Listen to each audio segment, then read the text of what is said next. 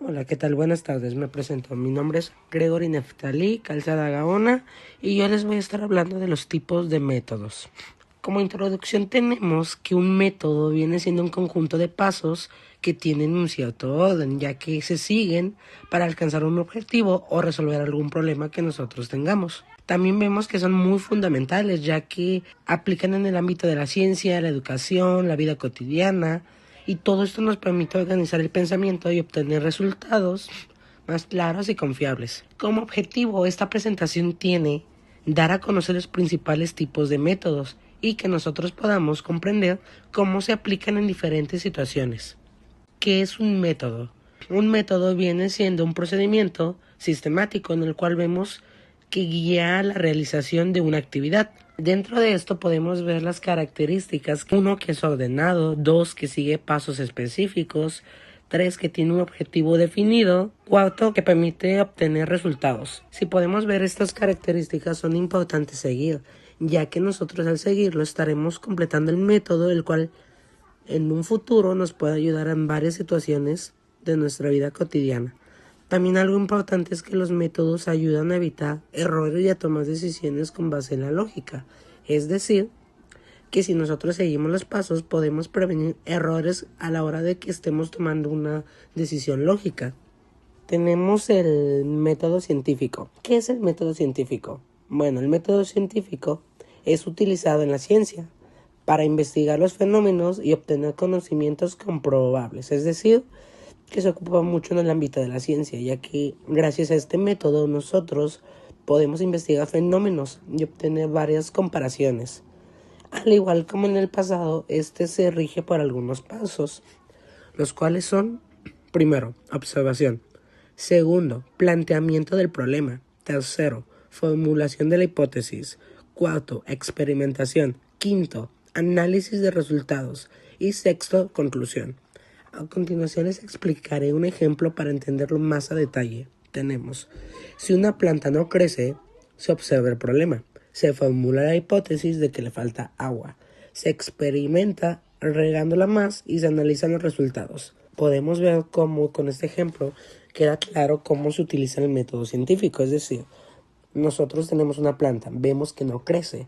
La observación es cuando vemos el problema, que sería no crece. Luego nosotros formulamos una hipótesis, la cual sería que le falta más agua. Luego sería la experimentación, que sería proceder nosotros a regarla más. Y al último tenemos que estaríamos analizando los resultados, es decir, ver si funciona la hipótesis o no. Tenemos el método deductivo, que la definición menciona que es un método que va de lo general a lo particular. Parte de una idea o regla general para aplicarla a un caso específico. Es a continuación un ejemplo para comprender más el método deductivo. Todos los seres humanos necesitan agua para vivir. Juan es un ser humano, por lo tanto Juan necesita agua para vivir. Como podemos ver, dice que va de lo general a lo particular. En este caso empieza con un tema general y luego se va a un tema particular. Que lo general sería que todos los seres humanos necesitamos agua para vivir. Y lo particular viene siendo la persona en específico, que entra en el mismo ámbito. Tenemos el método inductivo, que se nos menciona que es el método que va de lo particular a lo general. En este caso sería lo inverso al deductivo, que en este caso la definición nos menciona que es el método que se basa en observar varios casos específicos para llegar a una conclusión general. O sea que en este caso se basa más de la observación, es decir, tienen que checar varias opciones para al final poder llegar a una conclusión general. Los ejemplos serían de que el hierro se expande con el calor, el cobre se expande con el calor, el aluminio se expande con el calor. Conclusión: los metales se expanden con el calor. Si nos damos cuenta, esto viene siendo pone en práctica la definición, es decir, primero vemos varios casos, observamos y al final podemos deducir una conclusión general ya cuando tengamos los demás puntos vistos. Pasamos al método analítico, que nos menciona que consiste en dividir un problema en partes más pequeñas para entenderlo mejor. Es decir, que de un problema grande nosotros tenemos que dividirlo para que podamos entenderlo mejor. ya que hay veces que hay métodos que no se logran aprender al 100, que en este caso las características vienen siendo que descompone el todo en partes, es decir, descompone una estructura en mini partes para que nosotros podamos entender cómo está conformado.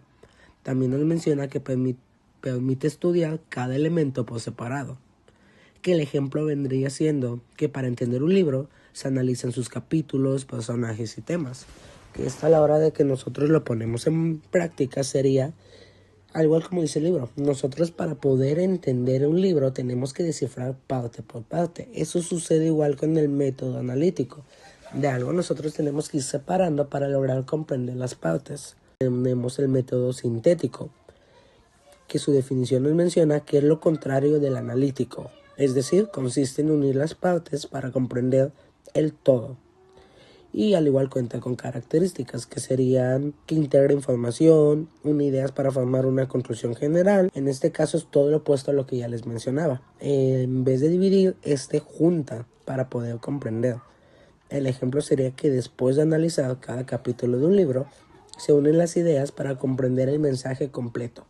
Como se nos menciona, después de que nosotros leemos un libro, tenemos que juntar todas las ideas centrales de los capítulos para que nosotros podamos dar una continuidad o tener una idea clave. Tenemos el método comparativo. En este caso se nos menciona que consiste en comparar dos o más elementos para identificar semejanzas y diferencias. El ejemplo base se nos menciona que es comparar dos sistemas educativos para determinar cuál tiene mejores resultados académicos. En este caso vemos que el ejemplo dice que la definición nos menciona que tenemos que comparar dos o más elementos. Y en el ejemplo lo podemos ver base, ya que nos dice que si nosotros queremos comparar educación tenemos que comparar varios sistemas educativos para ver cuál tiene mejor resultado. Tenemos la importancia de los métodos. ¿Para qué son importantes o para qué los podemos llegar a ocupar? Se desglosan varios puntos clave. El primero es que nos permiten resolver problemas de manera organizada. El segundo de que ayudan a tomar decisiones basadas en la lógica. Como tercero tenemos que facilitan el aprendizaje. Cuarto son fundamentales en la investigación científica. Y quinta tenemos que se aplican en la vida cotidiana.